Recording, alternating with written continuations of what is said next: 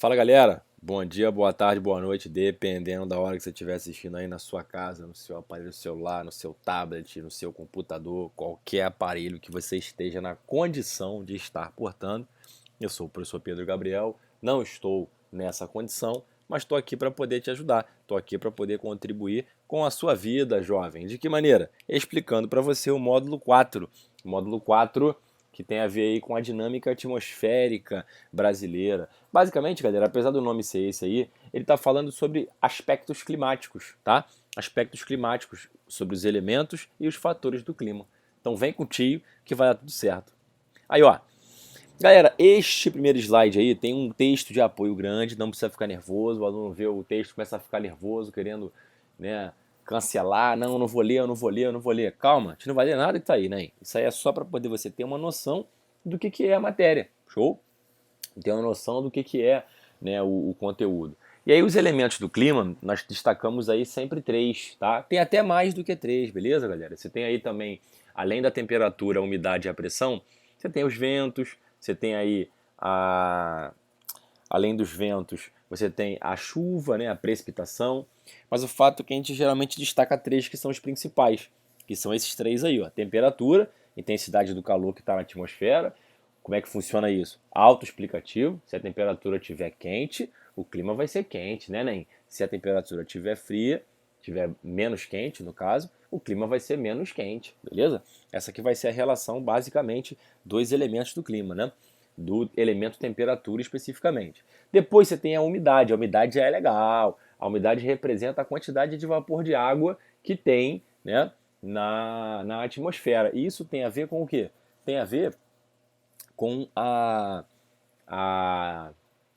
tem a ver com interfere, perdão, em dois aspectos. Ele interfere, primeiramente, né, na quantidade de chuvas que vai cair naquele espaço e também interfere na amplitude térmica, beleza? Como assim, mestre? Então, todo local que tem maior umidade, ele acaba tendo menos variação de temperatura. Vamos colocar assim, locais longe do mar, lá no interiorzão do Brasil, lá no interiorzão da Europa, lá no interiorzão de qualquer continente que você queira pegar como exemplo, se está lá no interiorzão, longe do mar, longe da água, longe da praia, essa região vai ter um calor mais intenso e um frio mais intenso. Ou seja, lá a variação ela vai ser maior. Show? Então a umidade interfere dessa forma. Primeiro, interferindo no nível de chuva, tá? Segundo, na amplitude térmica. Terceiro aspecto que está aí, né, é a pressão atmosférica. Olha só que maravilha. A pressão tem uma relação diretamente proporcional. Quanto maior for a pressão, mais quente vai ser aquele ambiente. Quanto menor for a pressão, mais frio, né? Ou seja, menos quente vai ser aquele ambiente. Isso interfere por quê? Quanto menor for a pressão, menos as partículas, os elementos que estão lá na atmosfera, eles estão conectados, eles estão grudados, eles estão perto, beleza? Então, a grosso modo, tá? Pra você entender, o pessoal de Química e Física vai ficar com raiva de mim. É só para você poder entender, beleza? Quanto menos pressão eu tenho, mais o ar está rarefeito. E aí o que acontece? Ele tem dificuldade para segurar a radiação solar. Por isso que vai ser mais frio. Show, nem? Futebol, por exemplo, aquele teu time vai jogar na altitude. Geralmente ele perde. Por quê? Porque faz muito frio, porque a bola fica mais rápida, o jogador não consegue respirar direito. Tudo isso aí tem a ver com o quê? Com a falta de oxigênio, que tem a ver com a pressão atmosférica lá em cima ser menor. Tranquilão? Molezinha total. E aí, ó, as imagenzinhas te mostrando a temperatura, zonas de temperatura que nós temos aqui, né, na Terra, ó. Você repara que é a zona do meio aí, ó, que é a faixa equatorial, ela é muito mais quente, ó, repara pelas cores, tá? Enquanto que as partes polares vão ser muito mais frias. Por isso que tem essa cor azul aí para você. Tranquilão? Beleza? Show. Aí você tem o segundo slide mostrando para você aí, ó. Olha que maravilha. As nuvenzinhas, né? Que tem a ver com a umidade que tem naquele espaço. Essas nuvenzinhas que estão aí são os 4 tipos de nuvem que existem e elas acabam se misturando, né? Você tem as cirros, as estratos, as cúmulos e as nimbus, beleza? E aí a mais famosa de todas é a cúmulo-nimbus, aquela que você está acostumado a ver quando tem aquele temporal, quando tem aquela chuva maneira, beleza? Então, o cúmulo-nimbus que você aprendeu lá no filme Up, Altas Aventuras. Você vai lembrar da cena, né? O Russell chega lá pro seu Frederickson e fala, essa é uma cúmulo-nimbus. E aí tenta avisá-lo que vai dar problema, só que aí ele não escuta e aí dá problema. Você que viu o filme sabe, quem não viu não vou dar spoiler. Tranquilão? Então, ó, você tem aí a umidade sendo demonstrada para você. Também contribui de alguma forma, né, para a dinâmica climática. Show? E aí, para completar, você tem a pressão atmosférica, onde você tem a relação entre a alta pressão e a baixa pressão. Galera, os ventos sempre vão sair da zona de alta pressão para a zona de baixa pressão. A ideia do vento é equilibrar, beleza? E aí, ó, onde tiver maior pressão, eu vou ter mais calor. Onde tiver menos pressão, eu vou ter mais frio. Alegria? Mistério zero, beleza então. E aí, ó, fatores climáticos. Galera, tem aí 5 fatores, mas nós temos mais de 5, tá? Tem a latitude, altitude, maritimidade, continentalidade, né, um ou outro, massas de ar e correntes marítimas, mas na verdade você não tem só esses 5 não, tá? Você tem mais fatores climáticos, tem a urbanização, tem o albedo, tem o relevo, mas aí são fatores que a galera coloca como secundários, beleza? Por isso que a gente destacou só os principais aí para você. E aí, ó, primeiro fator é a latitude, olha aí que maravilha. A latitude indica o quê? A variação de um ponto específico da Terra em relação à linha do Equador. Aí tu vai ficar pensando o quê? Pô, deu ruim, não entendi não. Me explica de novo aí, PG. Então vou te explicar, né? O que acontece? A latitude representa o quê? Quem está perto da linha do Equador tá quente, quem está longe da linha do Equador tá frio. Essa que vai ser a relação, tá? Porque os raios solares incidem na linha do Equador com maior intensidade, de maneira perpendicular. Por isso que vai ser mais calor. Agora, quanto mais você se afasta da linha do Equador, aí vai ficando frio. Essa imagenzinha legal que você está vendo aí, ó. Olha só que maravilha. Quanto mais próximo da linha do Equador estiver, show, mais quente vai ser. Então se mudou para uma cidade que está lá bem na linha do Equador, bem próximo, Macapá, no Amapá, aqui no Brasil. E nem, tu acha aqui no Rio de Janeiro quente, aí tu vai ver o que é calor. Por quê? Porque tá perto da linha do Equador, vai ser muito mais quente que você está acostumado aqui no Rio de Janeiro. Show? A gente está perto? Tá. Por isso que a gente está na zona tropical. Essas duas linhazinhas verdes que você está vendo aí, ó, representam em cima o Trópico de Câncer e embaixo o Trópico de Capricórnio. Todo mundo que está dentro dessas duas linhas sofre aí, ó, com maior intensidade do calor. O Brasil está cerca de 92% nessa zona. Só a região sul, um pedacinho de São Paulo e um pedacinho do Mato Grosso do Sul, que está na zona subtropical. Por isso que lá tem temperaturas mais baixas. Alegria? Então show, porque o raio solar atinge de maneira mais intensa as zonas de baixas latitudes, enquanto que as zonas de altas latitudes, os raios têm uma incidência, uma intensidade menor. Alegria? Belezinha então. Então, ó, aí você tem, além dessa questão da latitude, você tem também as estações do ano, que também vão interferir. E aí, ó, você tem os solstícios e os equinócios. Show? Solstício é quando os raios atingem um hemisfério a mais do que o outro, beleza? Se ele está atingindo mais o hemisfério norte e menos o hemisfério sul, é solstício, beleza? Só que aí é solstício de verão lá no hemisfério norte, porque está sendo mais atingido, e solstício de inverno aqui no hemisfério sul, que está sendo menos atingido. Isso aí é no dia 21 de junho. Olha aí que maravilha. Meu sonho de infância. Meu sonho de infância, jovem, uma infância muito pobre, lá em São João de Meriti, na Venda Velha. Meu sonho era ganhar uma piscina de plástico. Aquela piscina mor de 2.000 litros. Pô, nunca consegui ganhar, porque meu aniversário era 18 de junho. Aí tava bem pertinho do inverno. Todo mundo falava o quê? Poxa, meu filho, não dá pra ganhar essa piscina não, não dá pra te dar de presente isso não. Sabe o que eu tenho que te dar de presente? Pô, um casaco, aí dava uma calça de moletom. Aí ficava lá a criança felizona com a roupa, né, ainda mais roupa de frio, né, que criança geralmente odeia. Então, né, por quê? 21 de junho é o nosso inverno, só que lá no hemisfério norte é o quê? É verão, show? Solstício de verão para eles, solstício de inverno pra gente, beleza? E quando chega o Natal? Olha, o Natal, que maravilha, né? Aquela coisa maravilhosa, reunião de família, né? Para alguns uma coisa bem maravilhosa, para outros uma falsidade gigante. Então, tu vê no filme lá na série americana, na série europeia, no filme europeu que você assiste, o Natal, todo mundo agasalhado, a nevezinha, o boneco de neve, todo mundo com frio. Então, né, isso é lá no hemisfério norte. Aqui no Brasil, ó, tu não enxerga isso aí não, muito pelo contrário. Aqui no Brasil tu enxerga o quê? Um calor, pô, muito forte, beleza? Dia 24 de dezembro, você no calçadão da tua cidade comprando presente. Aquela coisa maravilhosa, 10 milhões de pessoas concentradas. Difícil, né? Então, pra gente, ó, é calor, pra gente é solstício de verão. Alegria? E o equinócio é quando olha aí o prefixo, tá? Da ideia de igual, é quando os raios solares atingem mais ou menos por igual os dois hemisférios. Ou seja, não fica nem tão quente, nem tão frio. E aí é o quê? É a primavera e o outono. Alegria? Belezinha? Show! E aí, ó, altitude, segundo fator. Ô, NEM, deixa eu te falar, todo local que você pegar, se ele for mais alto que o normal, ele vai ser mais frio. Show? Então, por exemplo, tô no Rio de Janeiro, devia ser quente pra caramba o estado todo, né? Só que tem pedaço do Rio de Janeiro que é mais alto, Teresópolis, Petrópolis, Nova Friburgo, show? Por isso que lá vai ser o quê? Mais frio. Mesmo estando no Rio de Janeiro, a temperatura é mais baixa. Por quê? Porque a altitude é maior. Alegria? Fala que sim. Tu falou que sim aí que eu já escutei. Daqui eu escutei, beleza? Então, ó, altitude, quanto mais alto for, mais frio vai ser, beleza? Aí tu fala assim, ô professor, e se tiver na linha do Equador um lugar bem altão? Então, né, se tiver na linha do Equador um lugar bem altão, ele deveria ser muito quente. Só que pelo fato de ser alto, ele vai ser mais frio, entendeu? Belezinha? Então, show. Olha aí, ó, a comparaçãozinha para você entender. Você não vai ficar sem entender, não. Não tem como. Olha para a imagem. Olha lá, ó, cidade de Santos, altitude 2 metros, temperatura mais alta, tá vendo? Beleza. Agora olha a comparação com o Campo do Jordão.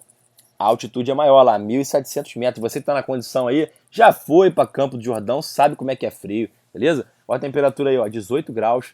Quanto mais alto for, menor vai ser a temperatura. Aí é inversamente proporcional. Belezinha, né? Show. Terceiro fator, continentalidade barra maritimidade. Isso aí tem a ver com o quê? Com a proximidade com o mar ou com grandes corpos d'água. Se estiver perto do mar ou de grandes corpos d'água, você vai acabar tendo o quê? Vai ter mais umidade e, consequentemente, você vai ter um pouquinho mais de chuva e um pouco menos amplitude térmica, ou seja, um pouco menos variação de temperatura. Show? Você pega lá Salvador, pertinho do mar, e pega lá Brasília, bem no interior do Brasil. As latitudes são praticamente as mesmas, a posição geográfica. O que vai mudar? É que Salvador está perto do mar, então tem um clima tropical litorâneo. E aí, quando você for a Brasília, é muito mais seco, beleza? Por quê? Porque está longe do mar. E isso vai fazer com que a temperatura seja diferente, o clima seja diferente. Alegria?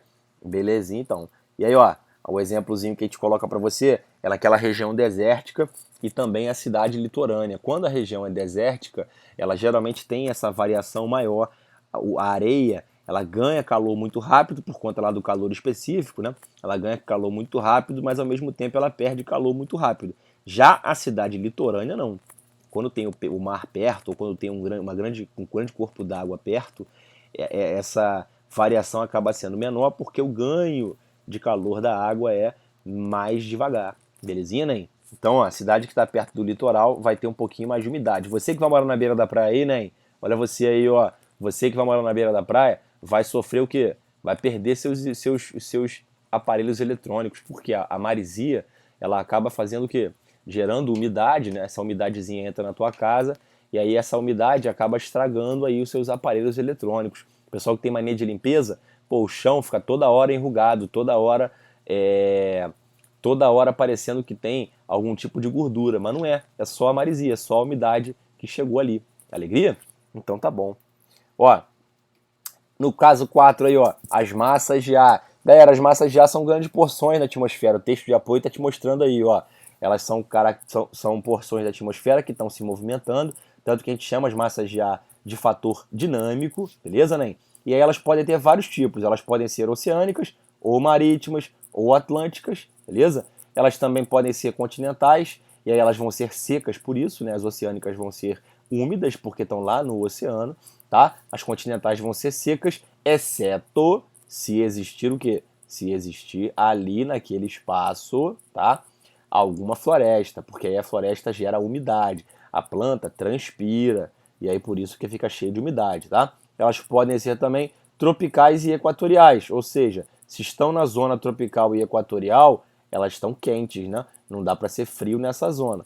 E quem está na zona temperada ou polar, aí vai ser frio, belezinha? Vai ter uma dinâmica de temperatura diferente da nossa, tá? E aí olha só que maravilha, ó. Olha só as massas já que circulam aí pelo mundo todo. Aqui no Brasil, especificamente, nós temos 5 massas de ar. Olha aí, ó. Calma aí que eu passei. Errei. Ó. 5 massas de ar. E quais são as 5? A MEA, que é a massa equatorial atlântica, quente e úmida. A MEC, que é a massa equatorial continental, que é quente e úmida também. Apesar de ser continental, ela está em cima da Amazônia. Você consegue ver no mapinha aí. Show. a MTA, que é a tropical atlântica, bem pertinho aqui da gente, do Rio de Janeiro, quente e úmida também, tá? A MTC, que é uma massa quente e seca, porque aí no caso ele é continental e não está ali a Amazônia, por isso que ela é quente e seca, por isso que o centro-oeste brasileiro ele é mais quente, tá? Do que mais seco do que as outras regiões. E você tem lá embaixo, ó, a MPA, que aparece no inverno, né? A MPA é a massa polar atlântica, né? E a massa polar atlântica é fria e úmida. E aí sabe o que é melhor? É que o fato dela ser fria vai acabar fazendo o quê? Vai acabar contribuindo para o quê? Vai acabar contribuindo para as frentes frias que você está acostumado a ver aqui, né? Geralmente no final de semana. Tá doido para ir para praia, para ir à praia, curtir aquele jacaré, não pode, por quê? Porque chega a frente fria e fica 2, 3 dias. Alegria? Então, ó, são as massas de ar que atuam no Brasil. Show? E aí você tem, ó, o quinto fator climático, que são as correntes marítimas. Show? São rios dentro do mar. Tu aprendeu isso aí naquele filmezinho Procurando Nemo, né? Então, você lembra da CLA, a corrente leste australiana? Então, ela representa essa corrente marítima aí, ó, um grande volume de água que se desloca, como se fosse um rio dentro do mar. Beleza? No caso brasileiro, atuam aqui basicamente 3 correntes, tá? A corrente equatorial, né? No caso a corrente das Guianas, né? Também chamada de equatorial, a corrente das Guianas. Você vai ter a corrente brasileira ou corrente do Brasil, né? Que pega aqui o litoral atlântico, né? Do Brasil, que é a parte mais a leste, tá? E você tem lá embaixo, de vez em quando, chegando aqui, a corrente de Falkland, que é uma corrente mais fria, que no caso seria uma corrente que também é chamada de corrente das Malvinas, beleza? Atua aqui no sul do Brasil. A alegria pura? Essas são as 5 massas de ar. E aí, para terminar, para fechar, só faltam os tipos de chuva, né? São 3 tipos, ó. Tu tem o número 1, o número 2 e o número 3, tá? O número 1, você tá vendo aí, ó, é uma nuvem grande, ela tá aparecendo ali, ó, condensação. É um nível de chuva, um tipo de chuva que tem grande intensidade e pequena duração. Isso aí é a chuva convectiva, tá, Nen? Chove 25 minutinhos só. Só que nesses 25 minutinhos já alaga tudo. Você que tem que passar por algum lugar que tenha rio, geralmente fica ilhado. Por quê? Porque o rio transborda, tá? Isso aí. Então, chuva convectiva, beleza? Chuva de verão. Agora, número 2, você tem uma massa de ar quente ou uma massa de ar frio. Aí já é o que? A massa já é a chuva frontal. Por quê? Frontal dá a ideia de frente fria. É quando a massa fria se desloca e encontra a massa quente. As duas em contato geram a frente fria. E aí surge a chuva frontal, que já é diferente. É aquela chuva maneira que você tem no fim de semana da frente fria, que é como? Tudo nublado, belezinha? E aí fica chuviscando. Chuvisca, aí dá meia hora, para. Aí chuvisca de novo, dá mais um tempinho, para. E fica nesse chove, para, chove, para. Só que sempre devagar. Nenhum tipo de chuva de grande intensidade, beleza? Aí fica uns 2, 3 dias assim, e aí para. Chuva frontal, então, é aquela chuva que é formada pelas frentes e que ela vai ter longa duração do sistema frontal, porém, ela vai ter pequena intensidade. Show? E aí, para terminar, você tem abaixo aí um desenhozinho onde está vindo a nuvem e aí ela tem um morro no meio, tem uma serra, um planalto no meio. O que significa isso aí, professor? Então, a nuvenzinha está vindo, ela não consegue passar para o outro lado dessa barreira física. E aí surge a chuva orográfica. O-R-O, gráfica. Show, né? A chuva orográfica. A nuvenzinha está vindo e aí ela bate nesse relevo e não consegue ir para o outro lado. O que isso significa? Que só chove de um lado da serra, beleza? De um lado vai ter chuva, do outro não vai ter chuva. Então eu vou ter, no local que tem chuva, eu vou chamar de barlavento, e no local que não tem chuva, eu vou chamar de sotavento, tá? Se você quiser pegar aí o macetão, ó, você vê o SS, ó, sotavento, seco, sem chuva, SSS. Alegria? Belezinha? Então, né, esses são os 3 tipos de chuva e assim a gente encerra o módulo 4, que é para depois falar aí sobre as dinâmicas climáticas, os tipos climáticos do Brasil. Só que aí são cenas do próximo capítulo. Belezinha, galera? Show de bola? Então, ó, professor Pedro Gabriel trabalhando com você.